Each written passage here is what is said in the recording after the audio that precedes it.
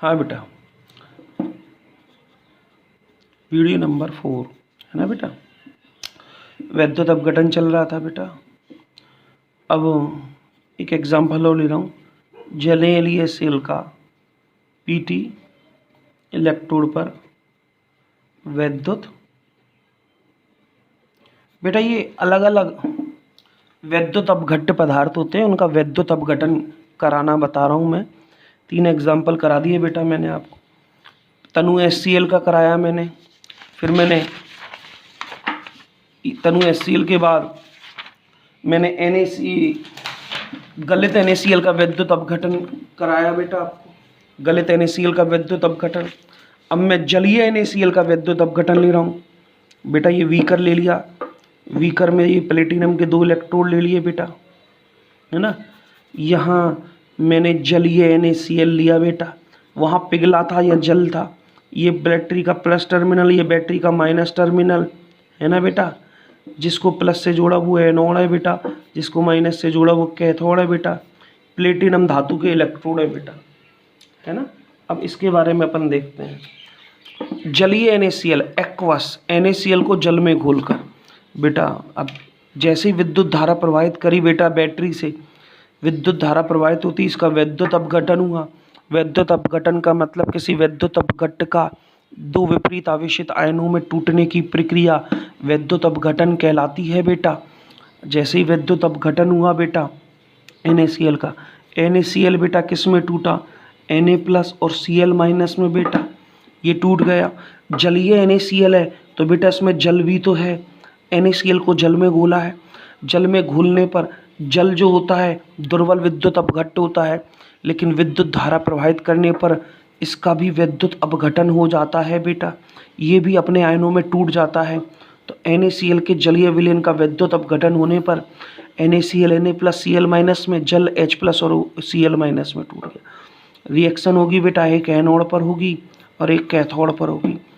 ध्यान से समझना बेटा, एनोड बेटा प्लस का होता है, ओके बेटा। प्लस पर कौन भागता है, माइनस जल HOH, सॉरी माइनस लिखा है, HOH माइनस, H+ और OH बेटा। एनोड पर प्लस, प्लस पर कौन भागेगा बेटा, माइनस।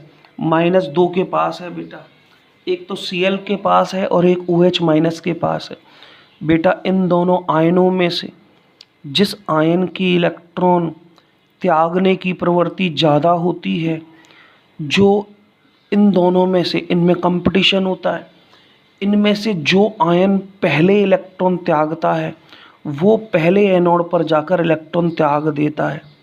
यहाँ Cl- और OH- की अगर बात करें बेटा, तो Cl- और OH- में से जिसका मानक इलेक्ट्रोड विभव, मैं आगे बताऊंगा, नेक्स्ट टॉपिक आगे पता लगेगा आपको।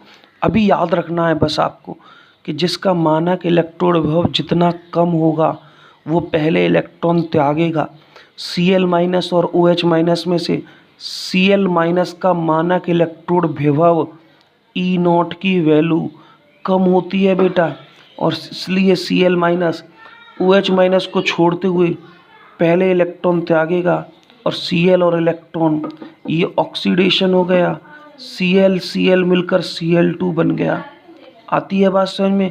यहाँ कौन पीछे छूट गया बेटा, OH, क्योंकि Cl- का मानक इलेक्ट्रोड विभव बेटा OH- से कम है, E0 की वैल्यू कम है, इसलिए इन दोनों में से Cl- एनोड पर जाकर इलेक्ट्रॉन त्याग देता है और Cl2 बना लेता है।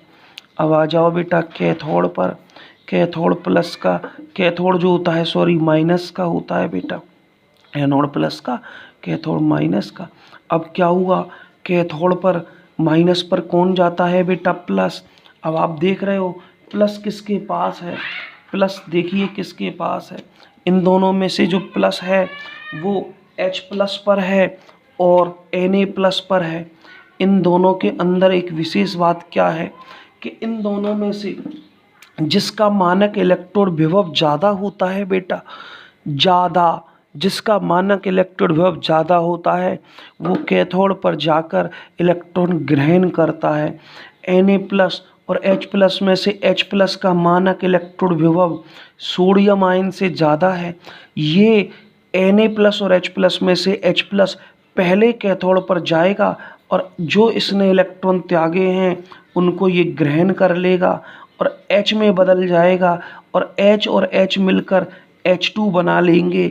आपने देखा एनोड पर हमें Cl2 गैस प्राप्त हुई बेटा, कैथोड पर हमें हाइड्रोजन गैस प्राप्त हुई बेटा। यहाँ एनोड पर, यहाँ कैथोड पर। अब आपने एक चीज़ पर गौर करा, यहाँ से कौन छूट गया Na+, यहाँ से कौन छूट गया OH-।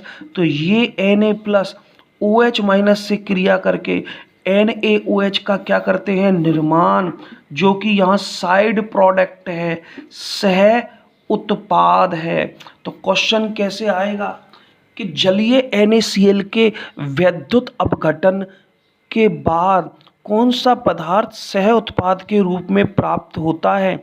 आंसर आएगा NaOH। यहाँ NaOH जो होता है वो सह उत्पाद के रूप में प्राप्त होता है। जलीय NaCl के वैद्युत अपघटन में एनोड पर Cl2 गैस प्राप्त होती है, जबकि कैथोड पर हाइड्रोजन गैस प्राप्त होती है। सह उत्पाद के रूप में NaOH प्राप्त होता है। NaOH प्रबल क्षार है बेटा, मेरी एक बात को विशेष ध्यान रखना।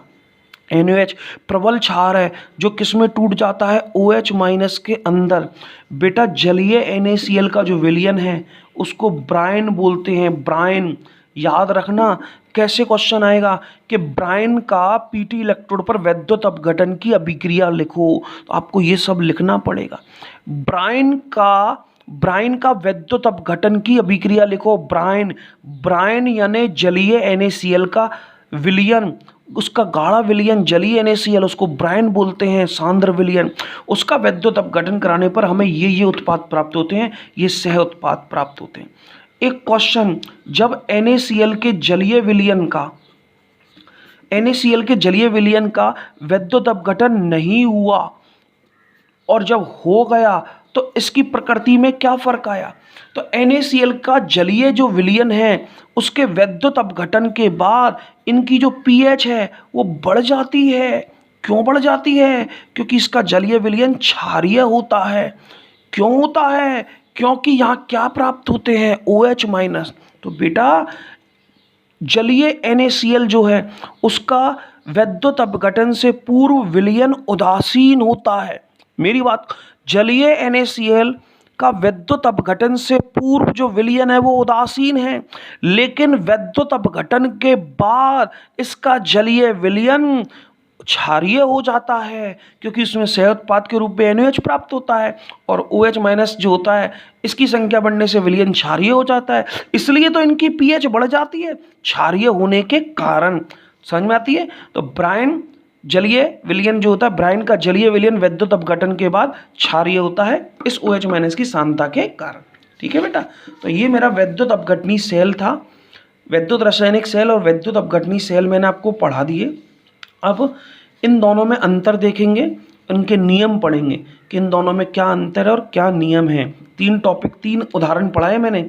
एक तो गलित NaCl का वैद्युत अपघटन, एक जलीय NaCl का वैद्युत अपघटन, एक तनु HCl का वैद्युत अपघटन।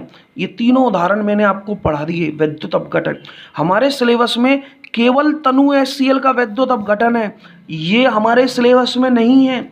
समझ में आती है आपको? लेकिन नॉलेज के लिए हमें पढ़ना है या आगे पढ़ने में दूसरे पार्ट में ये यहाँ नहीं है। यहाँ तनु HCl का वैद्युत अपघटन है Pt इलेक्ट्रोड पर, जो मैंने आपको पढ़ा दिया। ना पिघले NaCl का है ना जलीय NaCl का, केवल तनु HCl का वैद्युत अपघटन है। ठीक है, नेक्स्ट टॉपिक नेक्स्ट वीडियो में पढ़ाएंगे। ठीक है बेटा।